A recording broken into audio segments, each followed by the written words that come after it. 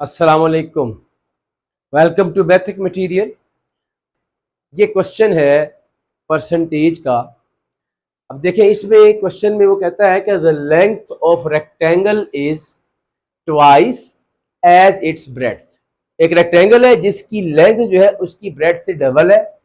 If the length of the rectangle is increased by 10%, फिर अगर उसकी जो लेंथ है ओरिजिनल लेंथ अगर उसमें 10% इंक्रीज कर दिया जाए, जबकि वाइल डिक्रीज इन 10%, इसमें it's breadth is decrease by 10%, जबकि उसकी जो ब्रेड्थ है, जो उसकी चौड़ाई है, उसमें 10% कमी कर दी जाए, तो इस सूरत में हम मालूम करें कि अगर कोई तब्दीली होती है उसके एरिया के अंदर, तो वो परसेंटेज निकालनी है कि कितने परसेंट एरिया में चेंज आता है। तो वो अब हमने फाइंड आउट करना है। तो देखें जी, हम इसको सॉल्व करते हैं।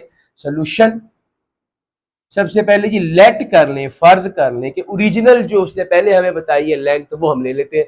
Let length let breadth of a rectangle.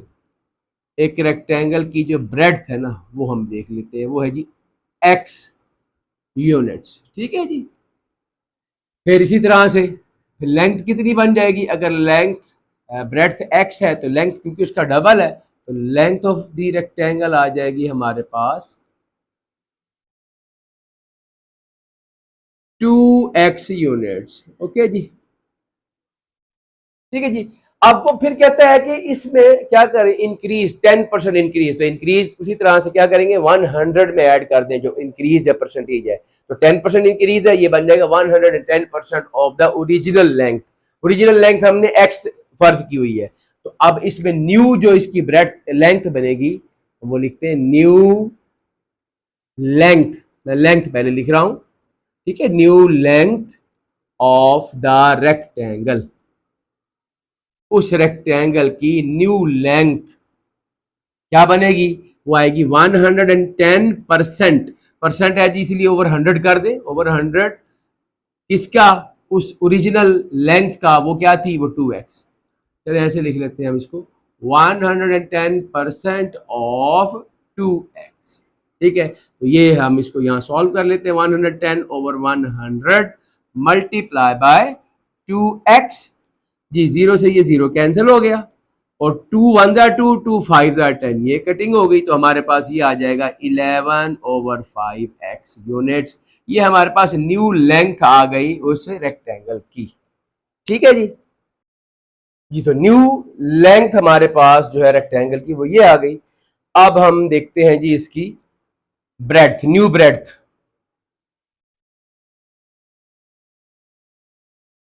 New breadth of the rectangle.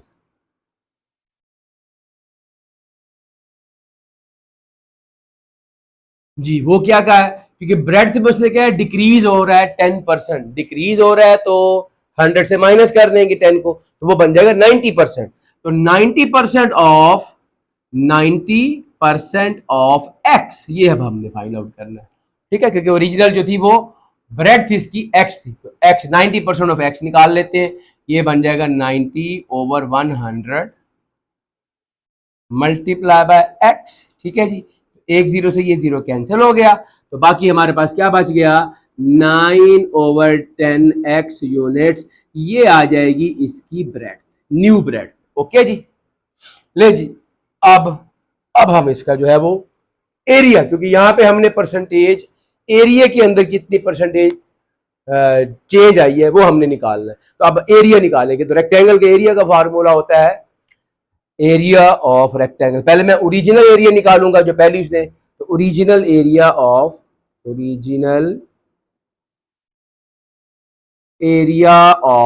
Rectangle, वो फार्मूला होता है लेंथ मल्टीप्लाई बाय ब्रेड्थ। ठीक है जी, तो लेंथ है हमारे पास 2x, मल्टीप्लाई करेंगे हम उसको x के साथ। ये जो डॉट है ना, होता है ना, तो ऊपर करके दरमियान में लगता है ये डॉट, ये एक्चुअली मल्टीप्लीकेशन को रिप्रेजेंट करता है। ठीक है, तो 2x मल्टीप्लाई बाय x क्या बन जाएगा हमारे पास? ये आ जाएगा 2x की पावर 2 यूनिट्स। ये हमारे पास स्क्वायर यूनिट्स, ठीक है जी, स्क्वायर यूनिट्स, ये एरिया में स्क्वायर यूनिट आ जाएगा, ये स्क्वायर यूनिट्स, ये हमारे पास आ जाएगा इसका ओरिजिनल एरिया। इसी तरह से न्यू एरिया निकाल लेंगे, जो न्यू मेजरमेंट्स आई थी हमारे पास उसके मुताबिक, तो new area of the rectangle,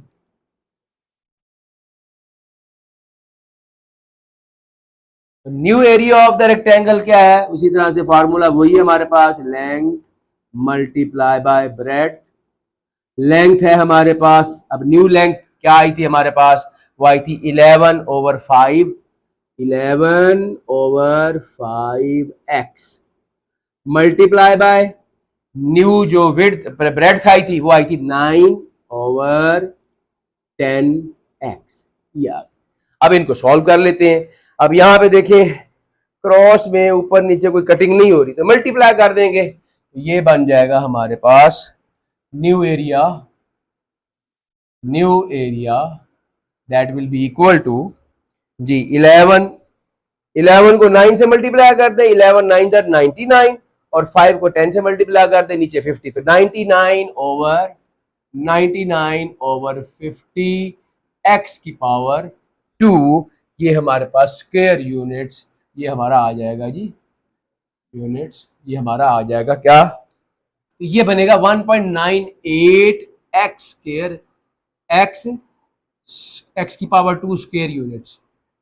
okay जी, ये देख लो, ये बनेगा हमारे पास इसका, कि जब हम इसको डिवाइड करेंगे, ठीक है, 99 को 50 से डिवाइड करें तो आपके पास 1.98 x की पावर 2, ये आपका एरिया आ गया। न्यू जो डायमेंशन में जितनी हमने चेंज की उसमें एरिया में ये फर्क आया। अब आप देखें यहाँ पे 2 था, यहाँ पे 1.98 है, तो 2 बड़ा होता है या 1.98 बड़ा होता है, जाहिर सी बात है 2 बड़ा होता है ना। अब यहाँ पे इसका मतलब है डिक्रीज हुआ है उसका एरिया, जब हमने उसकी ओरिजिनल लेंथ के अंदर 10% लेंथ में इंक्रीज किया और 10% उसकी ब्रेड्थ में डिक्रीज किया, तो हमारे पास जो न्यू एरिया आया वो कम हो गया, ठीक है, तो ये डिक्रीज हुआ। अब हमने परसेंटेज डिक्रीज निकालनी है, ठीक है, तो यहां पे हम लिखेंगे परसेंट, तो decrease percentage decrease in the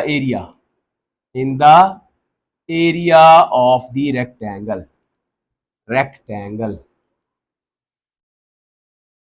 ठीक है जी। तो वो क्या है, जो डिक्रीज है उसको आप डिवाइड करेंगे उसकी ओरिजिनल जो एरिया था उससे, ओरिजिनल एरिया से, ठीक है, और मल्टीप्लाई कर देंगे 100% के साथ, ठीक है जी। ये तो ले जी, डिक्रीज कितना हुआ वो हम लिखेंगे 2x square minus 1.98 x square over original था 2x स्क्वायर, ठीक है जी, मल्टीप्लाई बाय 100%, ठीक है जी। तो 2 में से जब आप 1.98 को माइनस करते हैं ना, तो बेटा ये आपके पास आंसर आता है 0.02, ठीक है, तो 0.02 x square over 2x square multiply by 100%।